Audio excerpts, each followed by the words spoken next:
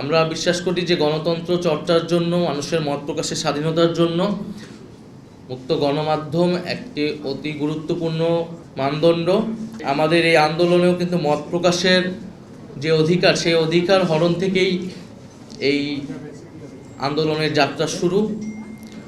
ফলে জুলাই গণ অভ্যুত্থানের সেই আকাঙ্ক্ষাকে ধরেই আমরা বলতে চাই, আমাদের অবশ্যই গণমাধ্যমের পক্ষে দাঁড়াতে হবে। কোনো গণমাধ্যম বন্ধ করার পক্ষে আমরা কখনোই বলি নাই, বরং বিভিন্ন সময় যখন এই আলোচনাগুলো এসেছে আমরা গণমাধ্যমের পক্ষে থেকেছি। কিন্তু একই সাথে গণমাধ্যমে যে বিগত সময়ের ভূমিকা বা গণমাধ্যমের ভিতরে যে নানান ফ্যাসিবাদী প্রবণতা, সেটার বিরুদ্ধে আমরা কখনো কখনো বলেছি। কিন্তু এর বলার মানে এই না যে আমরা মুক্ত গণমাধ্যমের বিপক্ষে।